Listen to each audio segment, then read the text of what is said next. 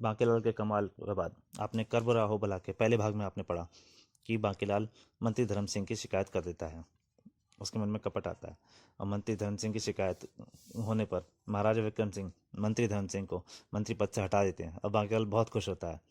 परंतु उन मंत्री धर्म सिंह के स्थान पर उनके ही भाई करम सिंह को मंत्री बना दिया जाता है, जिससे बांकीलाल को बहुत ज़्यादा चिंता हो जाती है। वो डर जाता है तो वो एक चालाकी करता है। वो कहता है उसने महाराज विक्रम सिंह के न्याय की परीक्षा लेने के लिए बोला था। तो उसके बाद मंत्री धर्म सिंह को महामंत्री बना दिया जाता है और फिर बांकीलाल की ज़िंदगी वहाँ पर आराम से निकलती है, पूरी सब्जी खाते हुए मज़े से। पर एक दिन पड़ोस के राजा उधम सिंह नगर के वहाँ से एक जादूदूत आता है और वो कहता है कि अगर आपने हमारी अधीनता स्वीकार नहीं की तो आप पर हमला कर दिया जाएगा। बस इसके आगे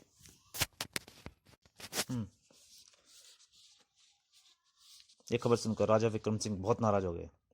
राजा विक्रम सिंह एक स्वाभिमान राजा थे, अतः खबर सुनकर उनका खून खोलने लगा। राजदूत जाओ और उधम सिंह से कहो कि हम मैं युद्ध भूमि में मुलाकात करने के लिए तैयार रहे। दूत बोलता है जो आ गया महाराज, मैं चलता हूँ।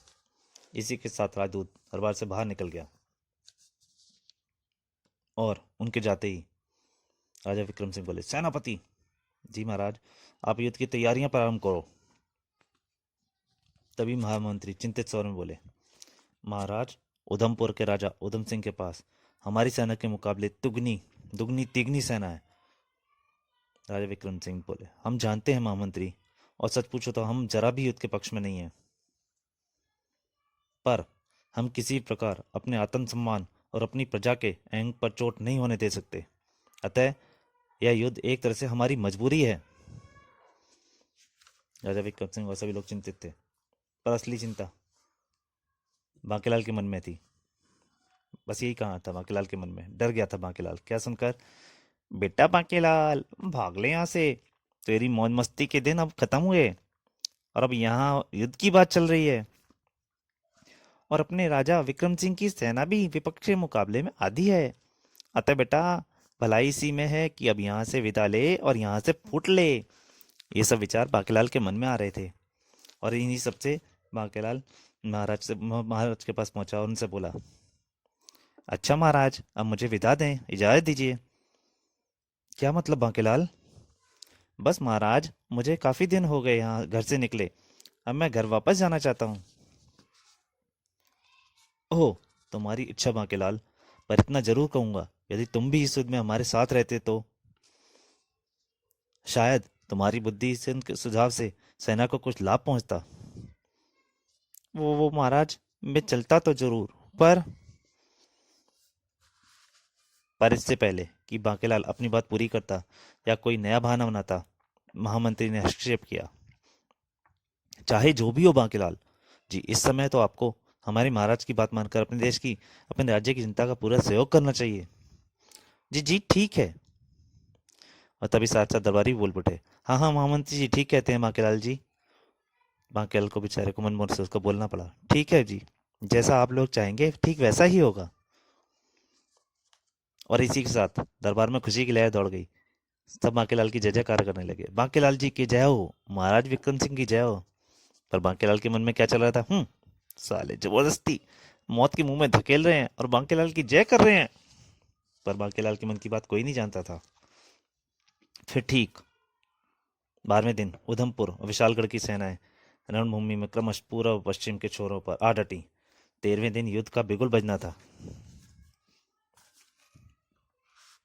और ना चाहते हुए भी लगभग विवश था बांकीलाल युद्ध के मैदान में था। हे भगवान, अब क्या होगा? प्रभु रक्षा करना मेरी, मैं अभी मरना नहीं चाहता। पर बांकीलाल अपनी उल्टी खोपड़ी में किसी ऐसी योजना के ताने बाने बनने लगा जिससे उसकी जान इस जंजाल से बच सके। इस गले पड़ी मुसीबत से किसी तरह बच निकल बेटा बांके, वरना तू मारा जाएगा। पर कैसे निकला जाए इस मुसीबत से? तभी एकाएक वह चुटकी बजाकर उछल पड़ा, ओ मारा पप्पड़ वाले को। फिर अपनी उल्टी बुद्धि में आई भयानक योजना को कार्य रूप देने के लिए सबसे पहले जमाल गोटा ढूंढने चला पा। जमाल घोटा आप सब जानते होंगे। जमाल घोटा खाने से 10 लग जाते हैं, वो अगर खाने में मिला दिया जाए तो। एक तरह से ऐसी दवाई, जड़ी बूटी की दवाई होती है जिसे खाने से 10 लग जाते हैं। और बांकीलाल के मन में वही योजना थी। वाह, क्या योजना आई है अपने शानदार भेजे में। और दूसरे दिन सुबह भंडारे में जाकर उसने मौका देखा और सैनिकों के लिए बन रहे भोजन में उसने जमाल घोटा मिला दिया। पर वह इस बात से बेखबर था कि एक सैनिक ने उसे एक भोजन में कुछ मिलाते हुए देख लिया था। उसने शीशे छिपके देख लिया था। अरे, ये बांकीलाल जी दबे वहां भंडारे में क्यों जा रहे हैं? अरे, ये तो भोजन में कुछ मिला रहे हैं, पर क्या? पर बांकीलाल के भोजन में क्या और क्यों मिलाया था वह नहीं समझ सका। इधर बांकीलाल अपनी योजना का प्रथम चरण सफलतापूर्वक पूरा। बांकीलाल ने चैन की सांस ली। हा हा हा, अब आएगा मजा। ही हा हा हा। बांकीलाल मन ही मन सोचता हो खुशी खुशी। हा हा हा, अब जैसे ही सैनिक भोजन करेंगे तो हो उन्हें दस्त के ऊपर दस्त। हा हा हा हा हा। बांकीलाल सोच के बहुत खुश हो रहा था। और सोचते सोचते ही वह अपने तंबू में पहुंच गया। फिर सारे सैनिक अपना अपना पेट पकड़े लोटा हाथ में लिए जंगल की तरफ दौड़ेंगे। फिर जल्दी ही सैनिकों की हालत इतनी खराब हो जाएगी कि ये लोग युद्ध के कतई काबिल नहीं रहेंगे। मैं चुपके से मौका देखकर यहाँ से खिसक जाऊंगा और उधमपुर के राजा उधम सिंह के खेमे में जाकर उन्हें यहाँ की सारी स्थिति समझा दूंगा। और तब उधमपुर की सेना शीघ्र ही आक्रमण कर देगी और फिर आनंद फानन बिना किसी खास कठिनाई के उधमपुर की सेना विजय प्राप्त कर लेगी। बांग्लाल खुश पे खुश हो रहा था, मन में पूरी उसने कहानी बुन ली थी। और फिर उधमपुर के राजा मेरे इस कारनामे से प्रसन्न होकर मुझे ढेर सारा इनाम देंगे। हा हा हा हा हा। बांग्लाल बहुत खुश था। मना कर रहा था राजा विक्रम सिंह से कि मुझे युद्ध के मैदान में ना ले चलो, पर वे मुझे मरवाने के लिए यहाँ लाए थे।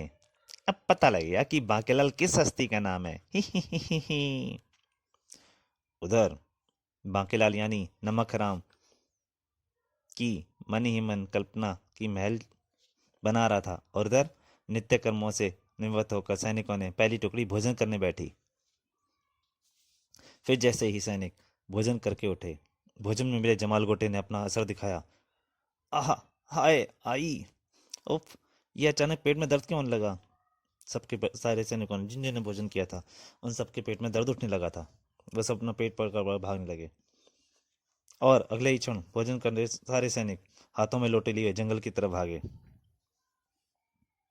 और जब सैनिकों की दूसरी टुकड़ी ने भी भोजन किया तो उनका भी यही हाल हुआ। उफ, हाय आई, आहा, सब पेट पकड़ पड़ के जंगल भागने लगे।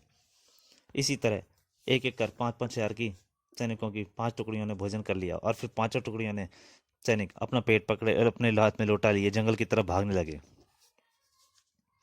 और फिर थोड़ी ही देर बाद हालत यह थी कि सैनिक जंगल पानी से निवृत्त होकर आते, अपने हाथ मुंह धोते और तुरंत ही लोटा लिए जंगल की तरफ भागते। उफ, हाय, सारे सैनिकों की हालत बुरी हो चुकी थी। कुछ ही देर में सैनिकों के चेहरे इस कदर मुरझा गए कि कई वर्षों से पुराने रोगों ने उनको लपेट रखा हो, ऐसे पुराने रोगी नजर आने लगे। मेरा तो सिर चकरा रहा है, मुझसे अब और चला नहीं जाता। इधर महाराज विक्रम सिंह के खेमे में एक सैनिक ने खबर दी। महाराज विक्रम सिंह की जय हो। कहो जवान, तुम क्या कहना चाहते हो? महाराज, हमारी सारी सेना को एक एक दस्त की भयंकर बीमारी लग चुकी है। सब बुरी तरह परेशान है। महाराज विक्रम सिंह चौंक गए। क्या? ये तुम क्या कह रहे हो जवान? महाराज जी, मैं ठीक है, आ। और अपनी बात पूरी करने से पहले ही सैनिक अपना पेट पकड़कर बाहर की तरफ भागा। और इस सूचना के साथ ही विक्रम सिंह के छट्टे के छूट गए। ओह, हे ईश्वर, यह तूने मुझे किस धर्म संकट में डाल दिया। अब मैं क्या करूं? हे भगवान। उफ, अब क्या होगा? पराजय तो पहले ही निश्चित थी, पर इस तरह जिल्लत भरी पराजय। हे भगवान। विक्रम सिंह ने अपना सर पकड़ लिया। फिर कुछ देर सोचकर महाराज ने महामंत्री को बुलवाया। महामंत्री जी, हमें पता लगा है हमारी पूरी सेना में दस्त की भयानक बीमारी फैल गई है। आप अभी जाकर इस बीमारी का कारण पता लगाएं। जो आ गया महाराज। दोस्तों, इस कहानी का दूसरा भाग यहीं तक। तीसरे भाग के लिए इंतजार करें। तब तक के लिए नमस्कार।